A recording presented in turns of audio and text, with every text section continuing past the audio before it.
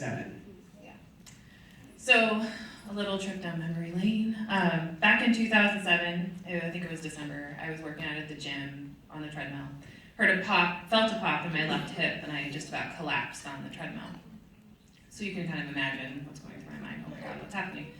That was the start of a downward spiral for me.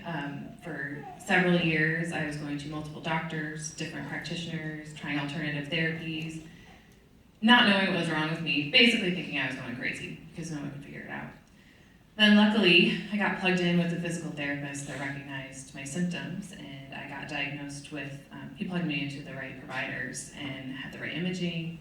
I got diagnosed with a labral tear in my hip, and I had femoroacetabular impingement. So, right, yeah. Yeah,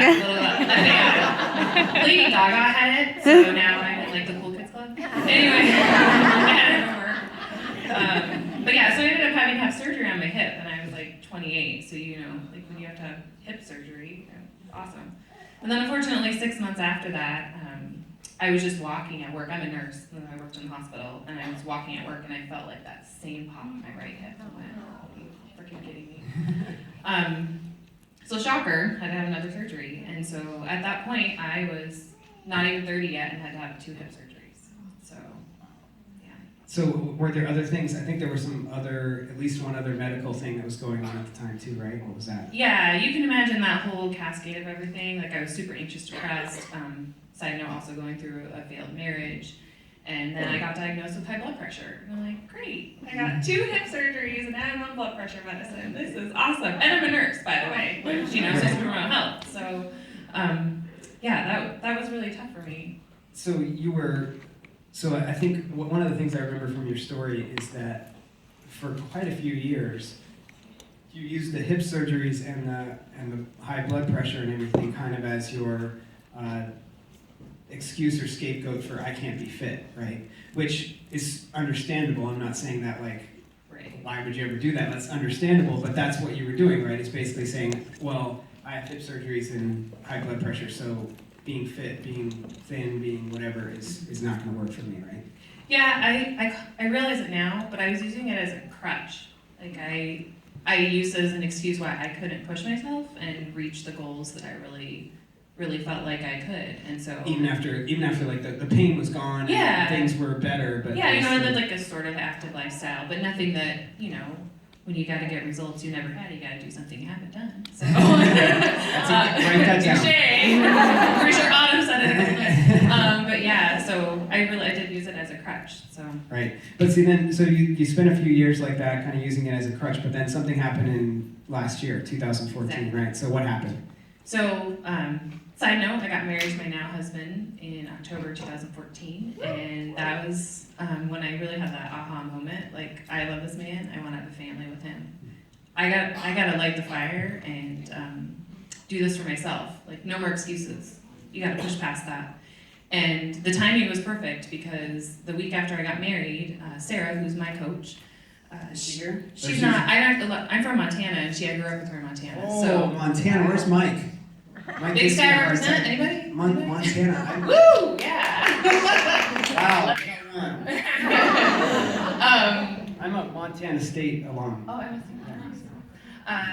so she asked me, hey, you want to be in this accountability group? And I was like, this is perfect timing. Okay, cool. Sign me up.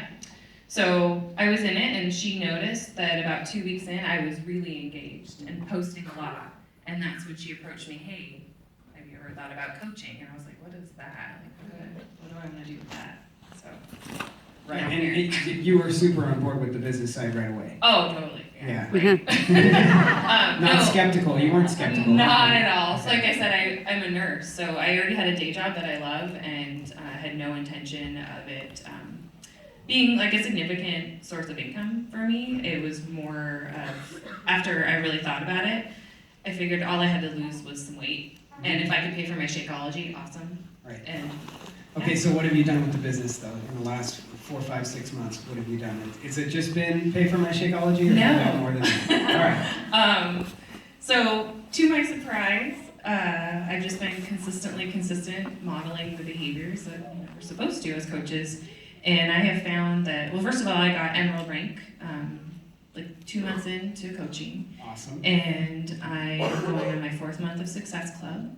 Wow, nice. Um, Clap that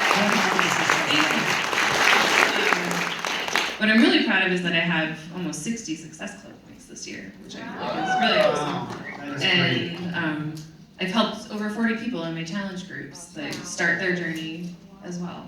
Awesome. And so, as far as the financial piece of it, I'm actually the money that I've got to in the business. It's basically like I work an extra day a week in my day job.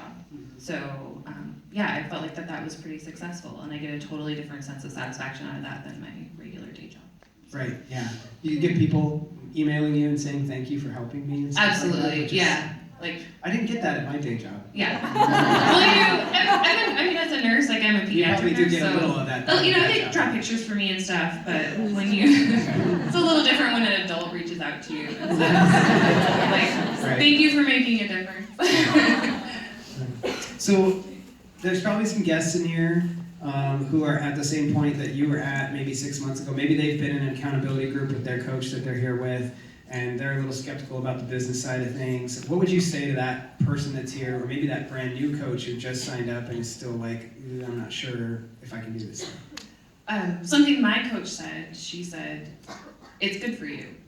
Like, what other job are you going to have that it gives you basically the rights to put yourself out there and push yourself to help other people while you're helping yourself?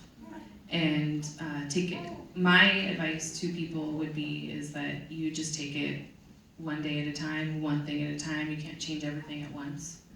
And really focusing on one thing that will make a difference at a time. So, and it's good for you. What other job promotes you to do personal development and become a better person, mind, body, soul? It's where it's at. Awesome. Yeah. Good advice. Yeah. Good advice. Okay, well, thank you for being here.